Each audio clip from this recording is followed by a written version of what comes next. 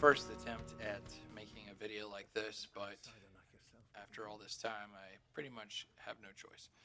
I've wanted to do a YouTube channel for a long time, and if there ever was a video that I was ever going to make, then it was this one as a lifelong Metroid fan.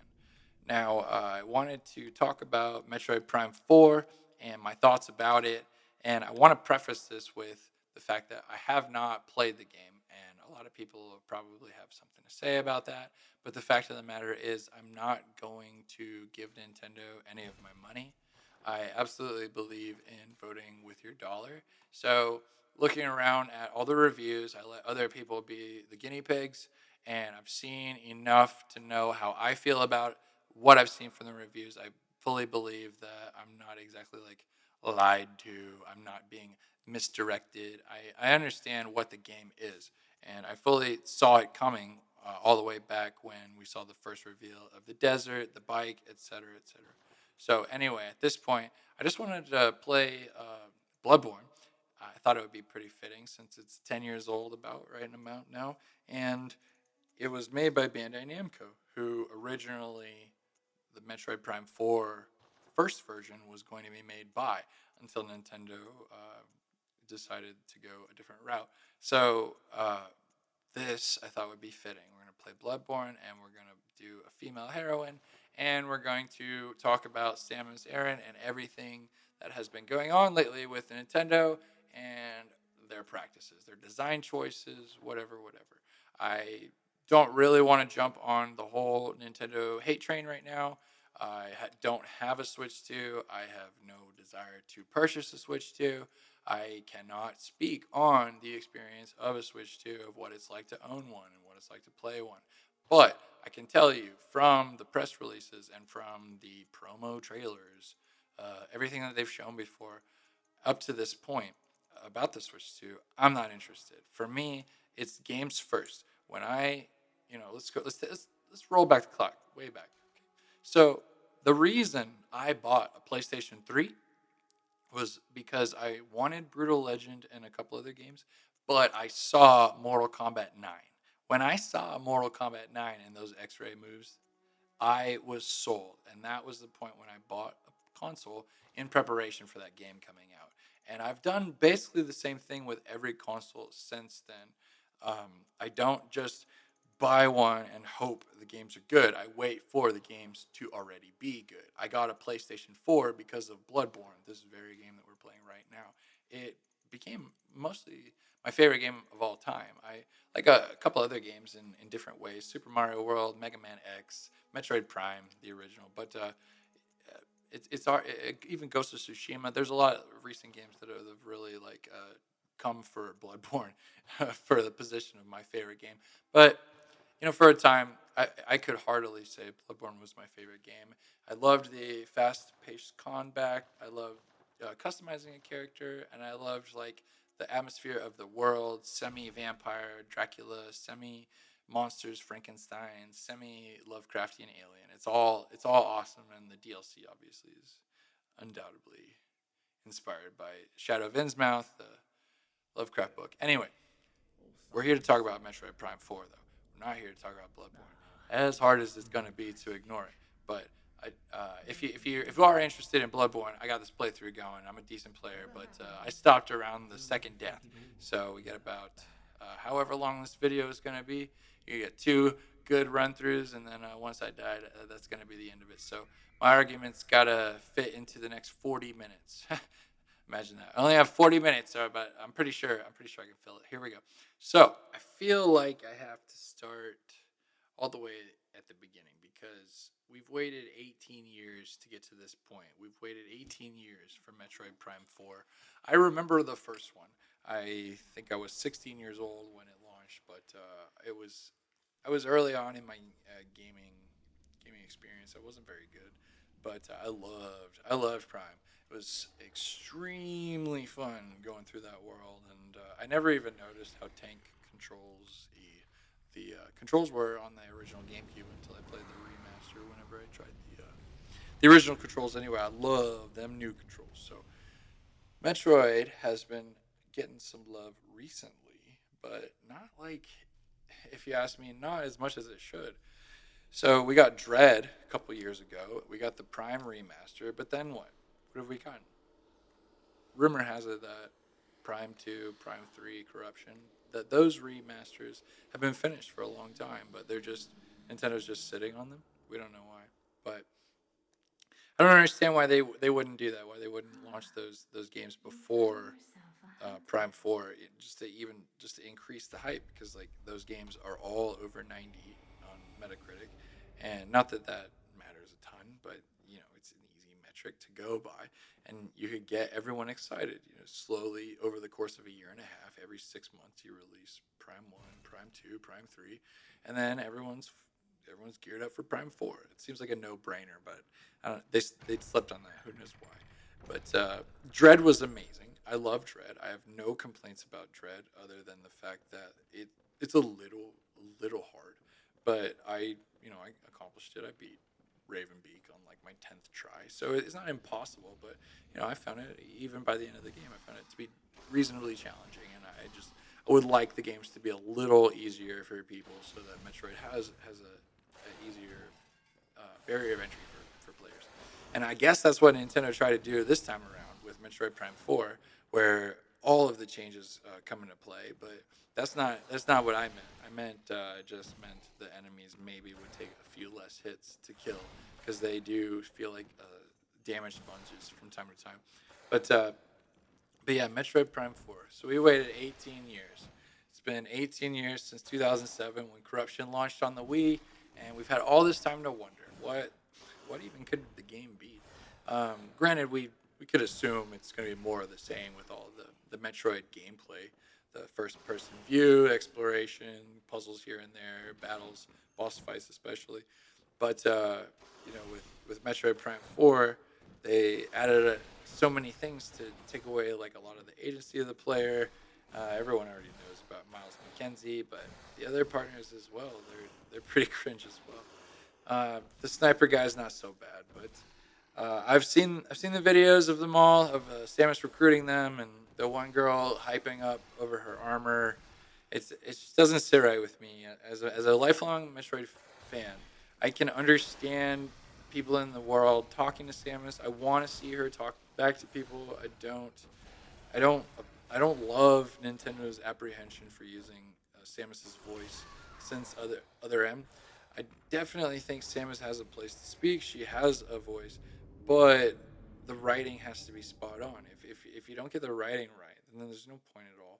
It's just gonna piss people off. But I don't understand like who has to be in charge to get the writing correct, because I don't think it's that hard to really see like the good shit versus the bad. Like other M has some truly cringe moments. Like I don't even understand how it got past whoever wrote that. But when you go look at Dread, Samus only speaks one time.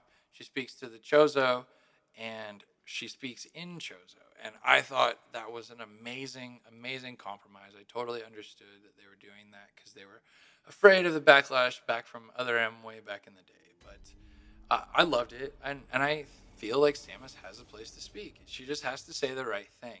And she's tough. She's a loner.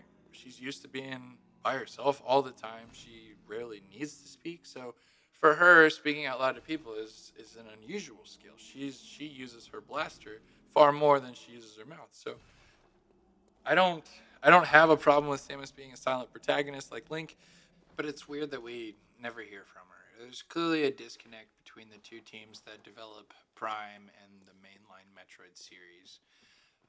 I admit I'm a bigger fan of the mainline Metroid series, even the original Metroid 2 on the Game Boy. I still go back and play those on the Switch Online, and I do love those. But I don't understand what Nintendo's approach to Metroid is, because they constantly revisit franchises over and over and over again. We get Kirby, we get all these other things, we get these reimaginings, these reworkings of the existing properties. But Metroid, it feels like they're afraid, which I don't really understand. I mean, they blew it out of the water back in the 90s with Super Metroid. It's a 10 out of 10, but ultimately that was just a remake of Metroid 1 because that was what Nintendo was doing at the time. Everything on the Super Nintendo was just a remake of what had already come out on the NES. Super Mario World's basically a remake of Mario 3. Super Metroid's a remake of Mario 1. Link to the Past, remake of Zelda. So that's what they were doing. Contra 4, Castlevania 4, like list goes on. Like it's undeniable. They got some magic. Lightning struck in a bottle for sure with Super Metroid, but that was essentially just going to be another project, update, remake, and a system seller like kind of game to promote the new Super Nintendo with the existing IP. And then Nintendo didn't do anything with it for the longest time. There was no Metroid over the NES system. The GameCube took a couple years before we got one, but it definitely wasn't until Super Smash Brothers where Samus was revealed. And not revealed, but introduced to so many players. That was where I discovered her from. Super Smash Brothers. I read her little bio at the bottom. It's got the list of games that she's from, and only had 3 at the time, so it was easy to track it down. Back in the day, mom and pop shops. Got myself a copy of Super Metroid, and damn, what a good game. So fell in love with Metroid right then and there from Super Metroid on, and it was lucky for me because right a couple years after N64, the GameCube rolls out, then we get Sunshine, Wind Waker, and Metroid Prime. And I loved Metroid Prime. That was an amazing game. I loved it. Fusion came out alongside it. That was Metroid 4. And then Radio Silence from the Metroid team. I mean, we got Hunters. We got a couple things here and there. We got Pinball. We got Pinball. But, nothing basically. Dread was an eternity, and it was amazing. It was amazing. I'm so glad for Dread. Metroid 5 is an amazing game, but it did take an eternity to get here. If you think about it, Metroid 5 took 17 years. Metroid Prime 4 took 18 years. That's staggering. We got whole ass people that were not alive when the previous entry in the game was introduced. And, I mean, that's a topic for a totally other video. But the point is, we waited all this time, and does the game look like even 8 years of effort, let alone 18? I mean, we know there was troubled development. We know it was announced in 2017. We know they restarted when they didn't like what Bandai Namco was doing with the level design, blah, blah, blah, blah, blah, blah, blah. You can go read all those articles yourself. The whole point of this video is I want to just mourn. Like, honestly, like, it's such a missed opportunity. It feels like the Star Wars trilogy, like Carrie Fisher's dead. We can't redo him. So it's the same thing with Metroid. Metroid Prime 4 is just here. This just is the game. It can't be undone. It can't be retaken off the shelves and deleted from our memories. So, we just got to cope with it. And the way I'm going to cope with it is this video. And some good-ass Bloodborne. But, anyway. So, Metroid Prime 4. I think the most glaring, obvious influence on the game is Breath of the Wild. I'm not the first person to say it. I'm not the last person that's going to say it. But it's true. You look at the game, it's influenced by Breath of the Wild. There's shrines, big open world, blah, blah, blah. But what the H is going on in that world? Breath of the Wild had things going on. I mean, that wasn't the most dense experience that I've ever played. But at least I really, really, really enjoyed exploring. I just enjoyed climbing the mountains and gliding from top to top, place to place. When the rain would start, you'd be like, oh, no, such a good game. But the exploration was more fun than combat for me. That's just me. But what is this game? What is this game doing? You got a bike, you're going in a straight line, you see some green crystals, you go off to the side. That's not gameplay, man. There's nothing compelling about that. There's nothing that makes me want to do that. And the fact that the green crystals are actually tied to a late game end sequence that the game does not let you know up front. So you can get caught with your pants down after you've already put in like 8 hours into the game. No.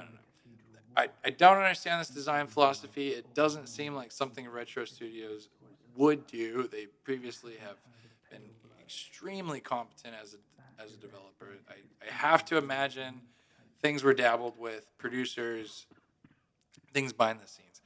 There's no way it wasn't.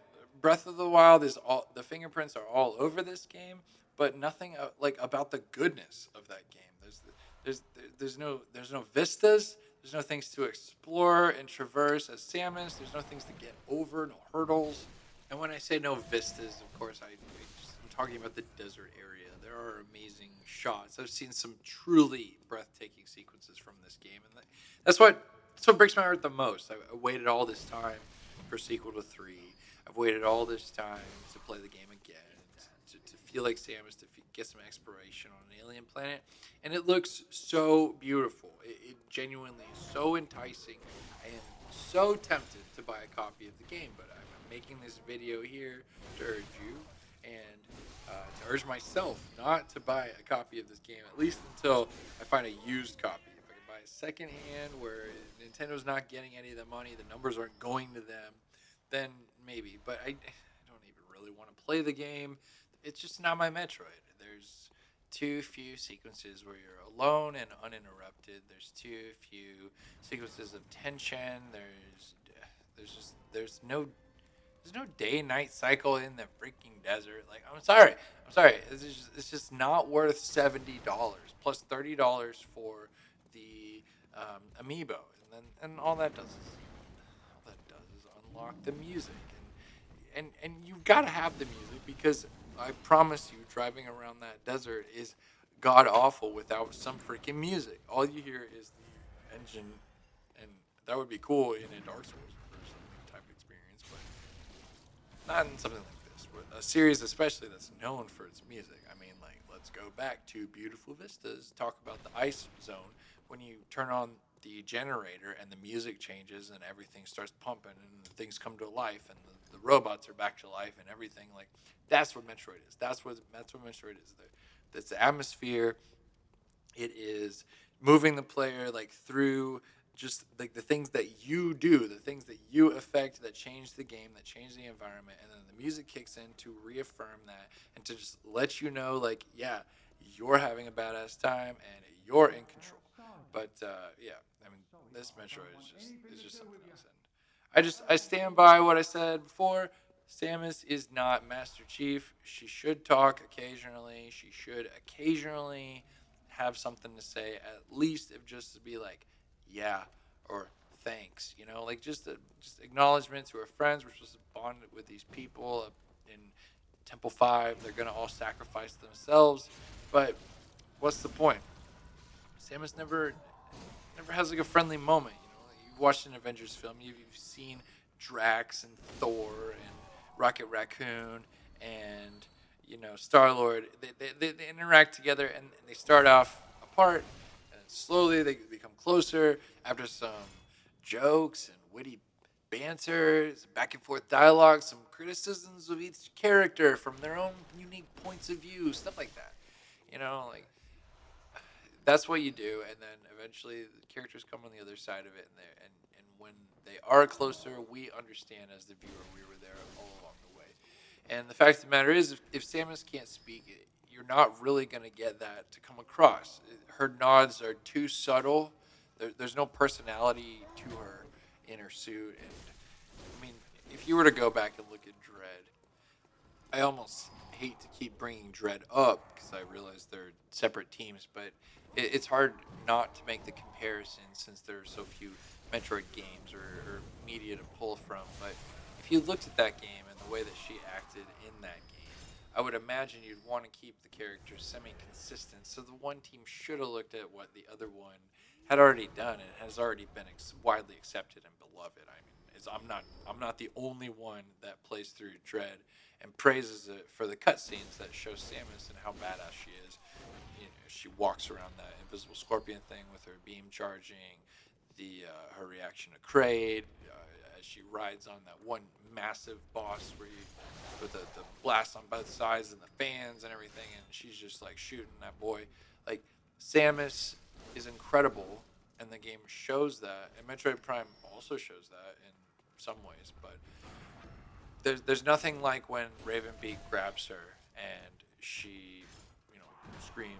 It's inferred she screams, and her eyes blast open, and there's that beam of light, and then she passes out, and then that's foreshadowing for later in the game. But there's multiple times in Dread where she has real reactions to things like you as a player didn't even understand. Like, this Samus isn't just a blank canvas for you to imprint all of your own self onto. She has her own things about her as well. Like, she's 70, kind of 25.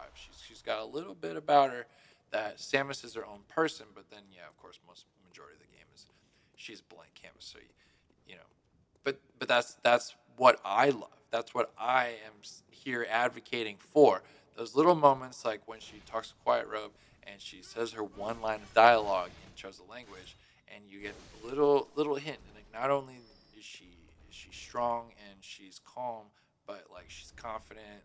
Oh my god, those kind of moments are what we need, and that's why they gotta work out. They gotta work out the dialogue in Metroid. That's the one thing I think going forward is it's not just Pokemon that needs voice acting in their games, but if they can figure that out, then I actually really think that would be a huge step in the right direction for Metroid, because I see the direction they're trying to take it, where they're trying to shift Metroid into a more AAA space.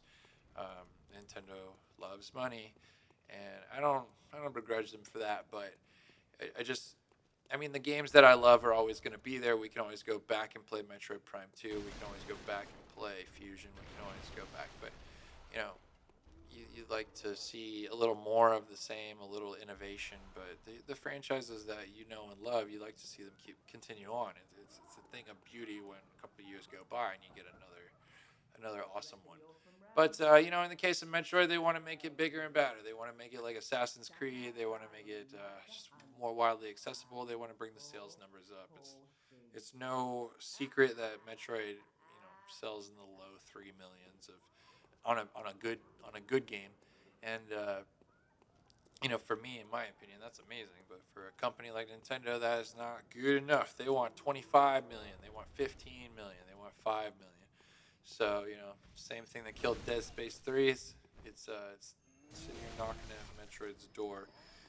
I don't have any proof. I tried looking this up. I couldn't find any evidence that a Metroid film is in production. There was not obviously, but there's some rumors back in the day in 2006. There was a movie that was supposed to come out, and rights were bought, scripts were being worked, but nothing ever came to fruition. The rights expired, and I've heard that Nintendo wants to make more movies. And the Legend of Zelda movie's coming up, Galaxy's coming up, and I would not be surprised if the shift in Metroid to make it more of a AAA space kind of game was in preparation for setting it up for a film. It could easily be a smash hit in the environment of films out there. Alien, Star Wars. There's plenty of sci-fis that are accessible to people. It's not a weird genre anymore. Even Tron just freaking came out. But I could see and understand why Nintendo is trying to water down the experience a little bit with companions, with directions on where to go, with making it a little bit more like Breath of the Wild. It's just clearly they didn't go far enough. Like, in the field, there is not enough to do. There is not enough to do. So, when it comes to Metroid, as much as I would kind of like to see a film, I don't know who the heck would play anybody, but because I think I would like to see a film based on Fusion. I think that has it's so linear that in a way it's the most obvious story. So I think that would lend itself to be a pretty good one. But of course, you'd have to set it up with the baby Metroid and the X parasites taking over from. Oh my gosh, I'm digressing. I love Metroid, but it takes 10 minutes to explain even one of the games. So, but yeah, I mean, I get it. Metroid's interesting. It's really cool. It's got the potential to be a real box office hit, but I got to advocate for the art. I got to sit here and say, do not sacrifice the art for the sake of financial, whatever your gains are going to be. Is it worth it? I don't know. I mean, these new CEOs and new people, they're not married to the characters, and I mean, I shouldn't be either. I didn't have any hand in creating them, but there's something magical about the characters in the games that we grew up with. You like to see them continue, and you like to imagine that the games are made with love. The way that you imagine when you go to a restaurant, the food is made with love. You don't want the veil torn, the wool pulled off your eyes, and then you realize like this is just a product. And with something like Metroid, you don't want the game interrupting the experience. You want to be alone and isolated, walking through these tunnels, exploring these stations, climbing mountainsides, exploring deep underwater before you've ever got the crafty suit. But in isolation, you want to be soaked in that atmosphere, and that's really what the game is. Even more than the combat, even more than the cutscenes. It's those moments of isolation in the planets. And if they're trying to make a film that's like Metroid Prime 4, I don't really want to watch that film. You could do Metroid, something like Moon.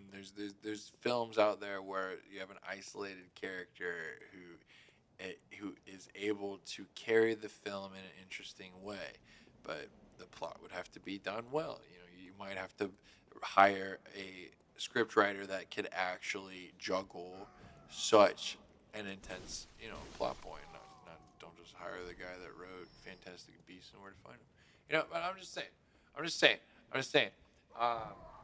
But yeah, so I mean, I get it. Nintendo's trying to make a movie. They're trying to make a even bigger media empire. So I can understand that, but I'm not gonna like it. I'm not gonna support it. I'm not into it. If Metroid is gonna become this like quirky, blast them up, Starship Troopers kind of thing, then I'm pretty much out. But yeah, I at least there's some good things came out of this. I found out about the game Animal Well. I've never seen that before, but all the screenshots and videos that I saw from other people talking about games that had depth, they brought that game up, and so it looks pretty cool. I'm excited to try that. I'm probably gonna try to put that on my Christmas list this year, and maybe by January I'll get to play it. But yeah, it's been an interesting experience waiting all this time and then watching the press releases of the trailers as they come out, the Nintendo Directs, and over the past 8 years, telling myself, we're not going to see Prime this time, we're not going to see Prime this time, and for the past 6 years, I've been correct. But I hoped against hope. I definitely did. Prime 4 was absolutely the number one game that I was coping against and praying that the trailers were not going to be what the actual game was, and that once I had it in my hands, it was going to be an enjoyable experience. Time and time, games will do that where the reviews are all one way, and I decide I feel a different way, positive or negative. But in this case, I definitely wish I was right again and that we hadn't seen Metroid. Should have been a Switch 2 exclusive game. Should have been a launch title game, definitely. For all the hate that I would put on Nintendo for their practices with the Switch 2, the Game Key cards, this, that, and the other, this is not the video for that, but as much hate as I put on it, do you know the conundrum I would have been in if they had bundled the Switch 2 with Metroid Prime 4. If that had been the plan, like, all along, they had to have known it at some point, like, in 2020 at least, like, this thing should be system seller for the Switch dose. I would probably not be making this video. I would probably be playing my Switch 2 and my only game for it, Metroid Prime 4, but that's not the timeline we're in. we're in the timeline where we waited 18 years to get some resolution with Silux, and we get no resolution with Silux. Actually, we get more cliffhangers, and we get Nintendo telling us, go ahead and wait until Metroid Prime 5, guys. So, spoilers, I guess, but I did want to talk about the ending as I should round out this video here. But the ending of Metroid Prime 4 is pretty underwhelming. Like I said, I've watched through the whole game pretty much. I'm not the type to get spoiled by a game to the point where I'm not going to want to play it. If it's a fun ass game, I'm going to play it. Also, I don't have the best memory, so I'm not going to remember the majority of the things that I've seen unless they're traumatizing, which in this case they are, because like I just have a couple notes on a piece of paper in front of me, and I can just picture the entire end sequence with Silux. And I didn't watch it that long. I mean, it wasn't that long ago, but it was like yesterday. But anyway, yeah. So you got the group there. They're all going towards the teleporter to go home. They're making their little little positive comments that nothing's gonna go bad. We haven't had a giant end game boss fight or anything yet, but no, we're totally going home. So I mean, that's to be expected. I'm not like I don't whatever, right? That's fine. The fight is what matters to me in this case. I'm bringing it up because the fight sucks. Like Silex just comes out and he's like, Samus. And like what is his personality? Like he does he have one quotable line other than Samus? So anyway, but yeah, he comes out. He's all pissed. Your team helps you in the most obvious ways ever. They're like, hey, you see the glowing thing? Shoot the glowing thing. And they're like, hey, that worked. It worked when you shot the glowing thing after I told you to shoot the glowing thing. So that's pretty cool. Definitely. Not, like seriously, it's Metroid. We don't need this hand holding at the end of the game, especially. We don't need it all throughout the game at all whatsoever. Any player, it doesn't even have to be a veteran, seasoned gamer. Any player who has played through a game to the end is going to understand shoot the glowing thing. Also, why did they design him that way? Yeah, I'm not going to go into specifics, but like we all know what I'm talking about. You know, you look at him, especially after Samus shoots him a couple times and form shape changes, and why they design him like that? They had 18 years. Anyway, yeah, so they fight him, and NPCs are just screaming the whole fight. They're just telling you what to do, and then confirming when you already got the idea in your head, knew what to do on your own, and it worked, and you see it work. They're like, yeah, it worked. Anyway, but the fight is also really long and generic. It takes like 15 minutes to get through the fight. It's multiple stages, so that's pretty cool. It's one health bar. I love that. I don't like getting to the end of the health bar, finding out that I have another health bar to go through. I don't even care if the enemy's HP overall is the same. Like it can be the same amount of hits overall, but I just give me one health bar, and when I get it to like halfway, change the form, and then when I get to like 20%, change the form, or do like 30 and 60, 30, whatever. But one health bar always superior than multiple health bars, so I applaud them on that choice right there. But man, you're just shooting the arms, and then you shoot the snake heads, and then you're shooting the arms, and then you shoot Silex, and then you're shooting the arms, and then you're shooting the snake head. You know what I mean? You know what I'm saying? If you've seen the fight, you know what I'm saying. So it's tedious. It looks like same thing as Pokemon ZA. It looks like a game that came out in 2013. Like, are we really doing the shoot the glowy thing? And do I really need 5 members of my squad yelling at me to shoot the glowy thing? I would like to see Metroid evolve beyond that. Metroid used to be somewhat of a trendsetter. I would say that's why we have a genre with half of its name taken from it. But this game doesn't have like anything I can point to from what I've seen that is any kind of unique or any kind of innovation on what's already existed. The first time I saw the spider ball in Metroid Prime, like that was cool. I didn't know it already existed in Metroid 2 on the Game Boy. But things like that. innovations, things that already exist, take them and twist them, make them a new experience. And there could have been something like that in Prime 4, but I'm not seeing it anywhere that I'm looking. Obviously, I'm talking about mostly the story and character details. If you've made it this far into the video, you've probably noticed I'm not really talking about the locking on and shooting and strafing, the scanning. That stuff's all awesome.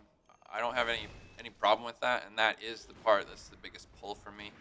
Biggest reason I might play the game one day if I can find a used copy that's not $60, is because of that. The bosses look pretty cool. The ones I've seen, there's like a fish dude in the desert. There is something in the desert, but there's multiple bosses I've seen that look really neat, and I would be really interested to try it out with the motion controls and the aiming. I really liked what they did with Prime Remastered. That was a lot of fun to control Samus in that one, and I definitely am I'm definitely making this video because I want more Metroid Prime. I just don't want this Metroid Prime. But yeah, and so let's go back to the Silas fight where it has multiple stages, and that's great. That's great. That's fine.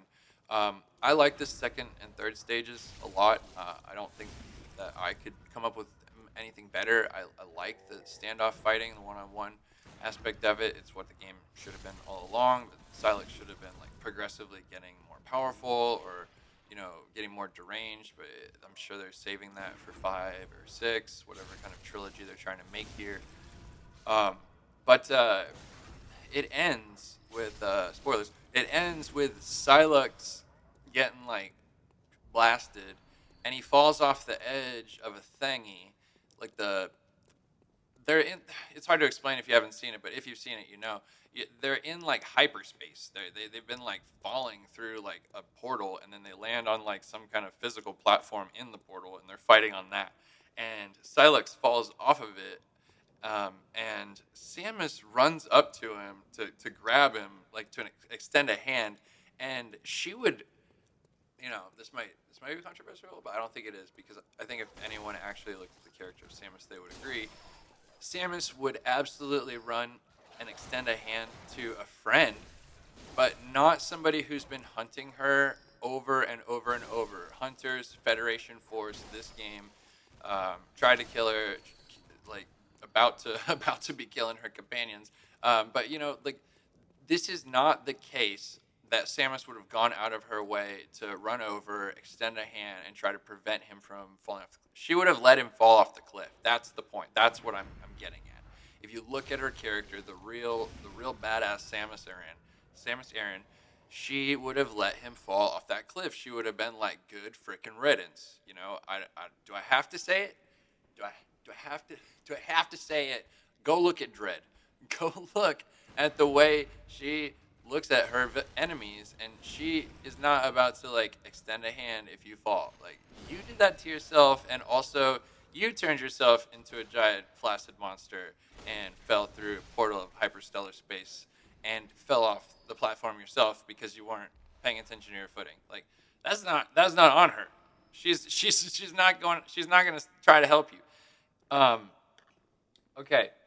And this is really like, so the third point in the video, I've said it enough, but I'm going to say it one last time. Samus should talk. This final fight especially, I think it would have been really great if throughout the game, when you're riding through the desert and they tell you something that you already know, or they tell you somewhere to go that you haven't made your way there yet, Samus responds with like, or like, thanks, or I'll check it out. It's real quick. She just kind of, maybe it could be the tone could be she's shutting them up, like she already knows, we could infer that. But she should respond shortly, just a couple words, occasionally, and maybe they could dial back the amount of times NPCs talk so they don't overuse the amount Samus talks. But she should respond like really short, and in the cutscenes occasionally, like there's a couple moments here or there she nods her head, but it's a blink if you miss it kind of thing. And I felt like if I wasn't specifically looking for it, I wouldn't have noticed it. It's really imperceptible. But she'll nod her head, and in the ending cutscene, when she comes back, she gives Armstrong like a little pat when Armstrong is expressing relief that she survived. Gives her a little pat and a hug, and that's great. I love those emotion, those points where Samus's real humanity comes through. That she is a baller, and she will do a somersault over your body and then like blast a statue on top of you so it crushes you. But she also is going to give her friend a hug when she sees that her friend was concerned for her safety. So Samus should have talked a little bit more throughout the game, not been such a rigid breadstick throughout the game. And at this point in the fight with Silex, because this dude cannot stop running his mouth, he will not shut up. This would have been the time Samus could have had, a slightly longer set of dialogue. Don't overdo it. Maybe only like 3 lines, and they gotta be spot on. They gotta be really well written. But Silex is saying stuff, and Samus doesn't say anything back. It really makes her seem too passive, and she's not a passive character at all. Um, so this would have been prime opportunity for Samus to have some sort of back and forth with Silex, even if so I was initially thinking like just throughout the fight as you shoot him, he has something to say as he reacts to your shots. But it could even just be a scripted dialogue scene that happens as the fight plays out in the beginning. The first 12 seconds of the fight is Silex and Samus talking back and forth. Maybe they could reference that the scene they show in the end cutscene where Silex wants the weapon and Samus prevents him from getting that. They could reference that because they just blatantly show it in the cutscene 3 minutes later. So that would have been, I think, a great little conversation to have between the two of them. But just have to wonder if Other M really did a number on it, if that's just the reason why they didn't do it. But everything I've seen from that fight, it seems really strange. Samus doesn't have anything to say to her friends, to Silex, um, as a reaction to anything when the tree is blooming, and she hangs the necklace on it. Even in the ending, the secret ending where her helmet is off and you can see her wonderful, strong woman face. Um, you can see that she's emotional. She's got her eyebrows, her lips pursed, things like that definitely identify. She remembers her friends, and that was an impactful scene. But um, well, truthfully, if you ask me, I don't think that team is dead. I think that in Metroid Prime 5, we're going to find out that team's still alive.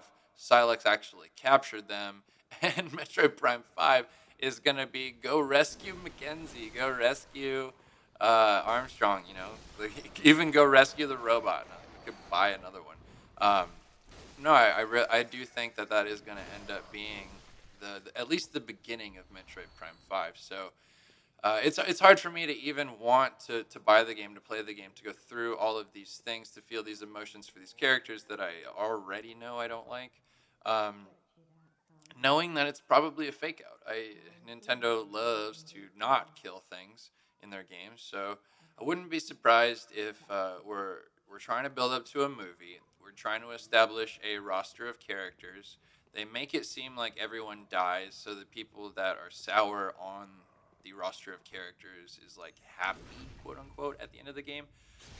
Even though the whole time I'm watching the cutscene, I'm just like, yes, yes. Why isn't Mackenzie dead yet? He got shot in the back. Like how many hits does it take? Also with Silex, what is he made out of? What is he made out of? Samus blasted him 10 billion times, and this man is still up fighting when like every other boss. He's got to go down at some point. Like, what is he made out of? But anyway, she should talk. She shouldn't have tried to help him, and she shouldn't have gotten shot. When the fight comes back, Samus gives Armstrong a hug, and Silex shoots out when they're trying to teleport away. Samus gets freaking shot. That is all wrong. That is all wrong. Samus should have done a double barrel roll backflip and pulled Mackenzie out of the way also at the same time, and the blast hits the ground she was standing on, and then all of her teammates jump back, and they all, like, the teleporter obviously doesn't work, but you get the same end result, but without showing Samus as like a little pansy getting freaking blasted by the guy that you just defeated. Like, seriously, I just played this game for X amount of hours, 12, possibly 15 hours. I went through all the grinding. I got all these power-ups. I went through all 3 stages of Silex's boss fight, and you're telling me he's just not dead anymore. He's just not dead yet. He's just not dead. At least the Metroid Prime and Dark Samus had a transformation. At least it made sense. At least the Metroid Prime dissolved into freaking goo, and Dark Samus had to evolve out of the shadows of that. That made something. That was an evolution of a character. That was an unforeseen consequence that Samus caused, and now she's got to deal with in the next game. But you're going to tell me I went through all of this game, all of this annoying ass stuff with this game, 18 years, and I don't even get to defeat the final boss. You don't even get to win. You don't win. And then you leave. And then what is the leaving? Why is she sad with the tree and she's just like, "Oh, it's over. It's over." Like, no. He's still out there. Your friends are still out there. How are the credits rolling right now? Anyway, I don't know what more else I can say about the game. I don't like how it turned out. I'm not excited about playing it if I ever do. And I'm super curious to find out if any of my predictions come true. But yeah, wow, Metroid Prime 4, the start of a trilogy. This is gonna be interesting. Hey, what's up again, everybody? Just wanted to thank you for making it this far into the video. If you actually watched all the way and didn't just skip to this point, you are an absolute mad person. But I greatly appreciate you. Not only appreciate you, I applaud you. I applaud you for watching this long a video of somebody's opinion about a video game. But yeah, go ahead and like the video, subscribe if you aren't subscribed, and leave a comment telling me what I got right, what I got wrong. It's all good. Hopefully I'll get a chance to read them, but even more hopefully I'll see you in the next video. Take care.